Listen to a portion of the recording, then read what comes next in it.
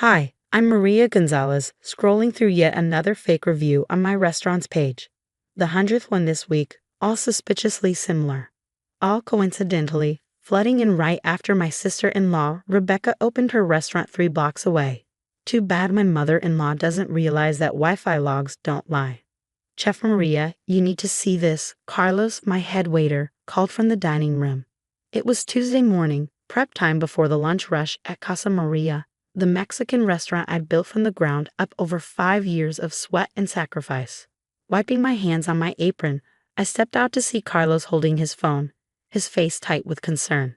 Another 1-star review, he said, handing it over. Horrible food poisoning. Don't risk your health eating here. The new place down the street, Luna's Kitchen, is so much better and cleaner. My stomach twisted.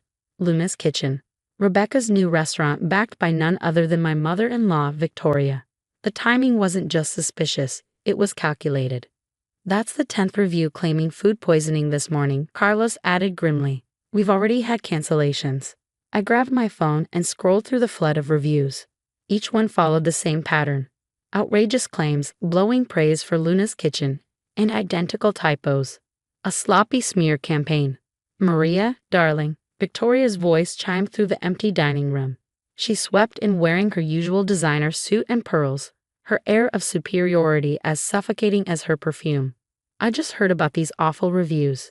Such a shame. Perhaps it's a sign. Running a restaurant is so exhausting.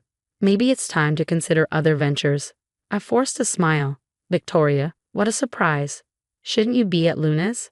I heard you've been very hands-on with Rebecca's opening. Oh, it's going splendidly. Full bookings for the next month. She examined her nails, feigning innocence. Rebecca always did have a knack for the restaurant business. Not everyone does. My phone buzzed with yet another notification. I glanced at it, then back at Victoria, who had subtly checked her own phone at the exact same moment. Excuse me, I said, stepping into my office and closing the door. My mind raced as I opened my laptop. 5 years of blood, sweat, and tears, of honoring my father's legacy, now at risk because of petty sabotage. I started documenting the reviews, noting a key pattern. Many were posted during Luna's peak hours, times when Rebecca should have been far too busy. Something didn't add up. A knock interrupted my thoughts. Come in, I said, expecting Carlos. Instead, my husband, Michael, stepped in, his expression troubled. Maria, we need to talk, he said, his tone uneasy. About the restaurant. I stiffened. Let me guess. Your mother's been talking to you. The reviews are bad, Maria. Maybe we should consider selling before things get worse. Rebecca mentioned she'd be interested in expanding Luna's. I stared at him, incredulous. You want me to sell my restaurant to Rebecca, the same Rebecca who's never worked in a kitchen before last week? She has natural talent, he muttered. Mom says. Mom says. I snapped. When are you going to stop letting her run your life? His face hardened. I'm trying to help you. These reviews are fake. I turned my laptop toward him, pointing at the timestamps. Look, all posted during Luna's peak hours, and none of these sick customers even dined here on the dates they claimed. I checked the security footage. Michael frowned, leaning in. Then whoa. The door burst open and Victoria waltzed in, not bothering to knock. Oh, are we discussing Rebecca's offer? A wise choice. Better to exit gracefully than watch everything crumble. I stared at her, then calmly pulled up the restaurant's Wi-Fi logs. Actually, I was just showing Michael something interesting. I gestured to the screen.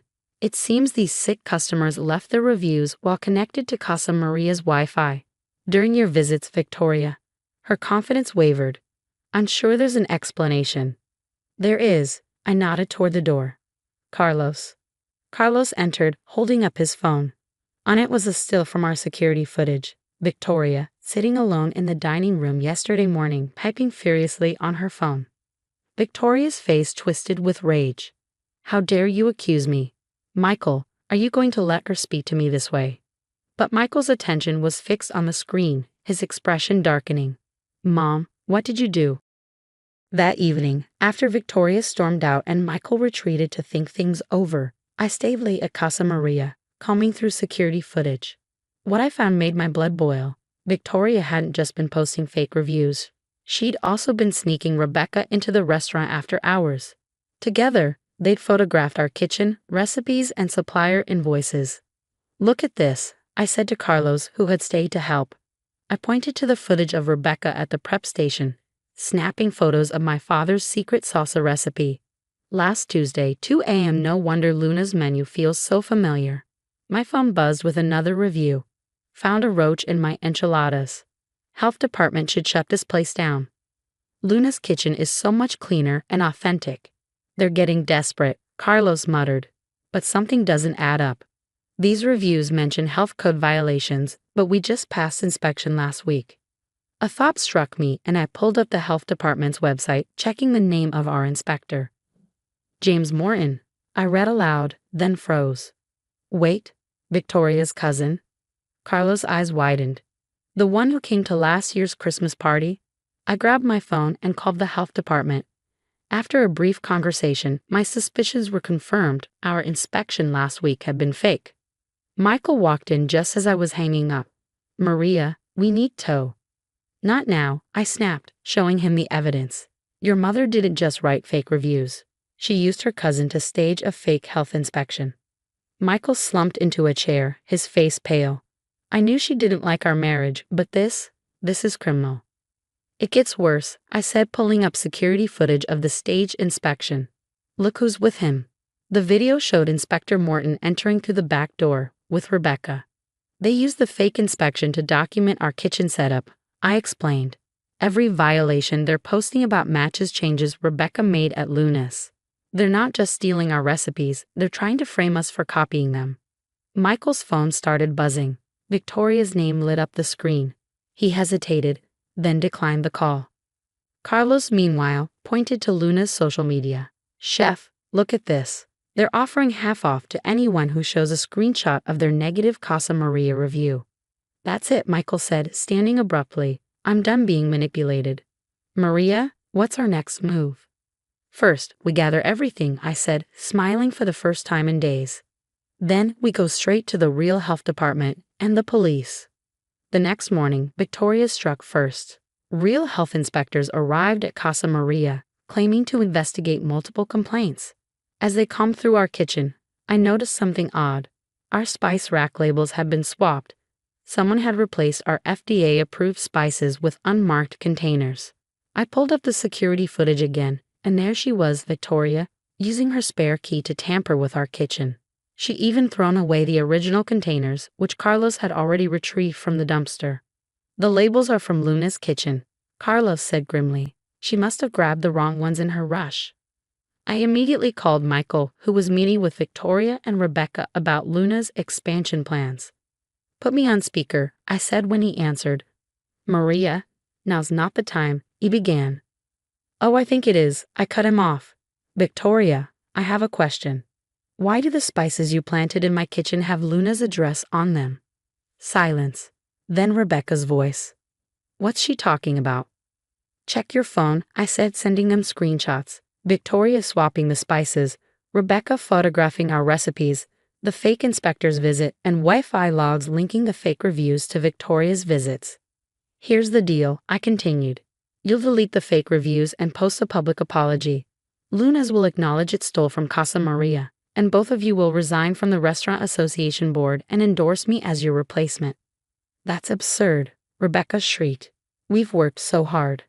"To steal my father's legacy," I interrupted. "Your choice. Comply or I take this to the media and the police." Another long silence. Then Victoria's voice, tight with anger. "Fine.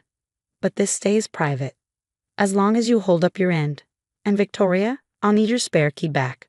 By the end of the day, Casa Maria passed inspection, and Victoria's public apology went viral.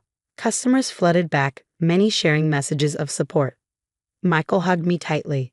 "I'm sorry," he whispered. "I should have stood up to them sooner." "What matters is you're standing up now," I replied. "But we're going to have a serious talk about boundaries with your mother." Carlos walked over with a grin. "Chef, you'll want to see this. Luna's just announced it's closing for renovations." I shook my head. "They'll be back, but next time they'll have to build their success the hard way. Meanwhile, we'll keep proving why Casa Maria earned its reputation." 3 months after Victoria and Rebecca's scheme unraveled, Casa Maria wasn't just surviving, it was thriving. The story of a mother-in-law's sabotage attempt had gone viral, turning my little restaurant into a symbol of resilience. The newfound attention brought waves of customers, but also its fair share of challenges. Another reporter called, Carlos said, handing me the reservation list. They're begging for an exclusive on the restaurant wars of Preston Heights. I rolled my eyes, focusing on the simmering enchilada sauce. Tell them the same thing we tell everyone. No comment. We're about food, not drama. The door chime interrupted us. We're not open yet, Carlos called out. Even for your sister. I turned to see Carmen, still in her sharp lawyer's suit, standing in the doorway. She'd been my rock through the legal fallout of Victoria's schemes. She set a thick envelope on the counter. The settlements finalized. Victoria and Rebecca signed everything. They're legally bound to stay 50 miles away from Casa Maria and can't open another Mexican restaurant for 5 years. I wiped my hands, opening the envelope to confirm, but what caught my eye was a handwritten letter tucked inside. The familiar slant of Michael's handwriting stopped me cold. Maria? What my mother and sister did is unforgivable. I've let loyalty blind me for too long. I'm selling my shares in Luna's Kitchen and putting everything into Casa Maria. If you'll have me as a real partner this time. No more divided loyalties. Love. Michael. Carmen smiled. He brought that in himself. Said it was important you saw it. Before I could respond, Carlos rushed in, phone in hand. Chef, you need to see this. The headline on his screen made my breath catch. Preston family empire crumbles amid tax fraud scandal. The article detailed how Victoria's failed sabotage attempt had triggered a deeper investigation into their businesses, uncovering years of tax evasion, labor violations, and health code fraud. Karma, Carmen said with a satisfied grin. But you'll never guess who tipped off the investigators. Rebecca, I guessed. She nodded. Turns out, being her mother's pawn didn't sit well. She handed over years' worth of documents, recordings, and emails. The bell chimed again, and Michael walked in, holding a leather-bound book I hadn't seen in months. I found this in my mother's study, he said softly, setting it on the counter.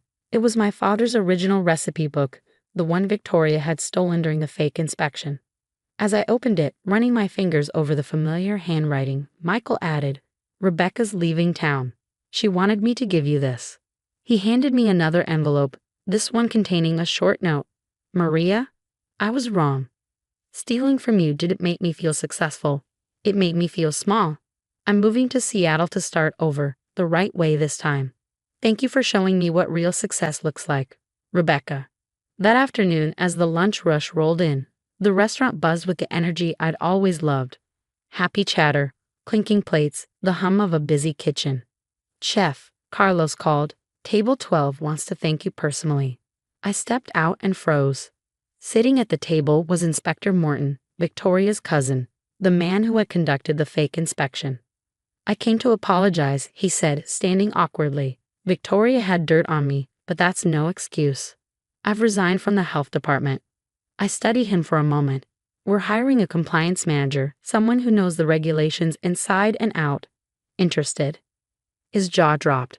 After what I did, everyone deserves a second chance, I said, if they're willing to earn it. That evening, as Michael helped me hang a new frame, a collage of my father's first glowing review and the viral story of Casa Maria's comeback, he smiled. You know, my mother always said you'd never be a real Preston. I laughed, thinking of Victoria's crumbling empire. Best compliment she ever gave me. The next morning, Carlos greeted me with more good news. Food Network wants to feature us on a show about family-owned restaurants. I grinned. Tell them yes, on one condition. No drama. Just food. As I tied on my apron, I thought of everything we'd overcome. Victoria had tried to destroy what I built, but instead, she'd strengthened it. My father always said success was the best revenge, but now I knew better. The best revenge wasn't just success. It was building something meaningful with the people who truly deserved to share it. Ready for another day, chef? Carlos asked. I smiled as the first customers took their seats. Always. Let's show them what real family cooking tastes like.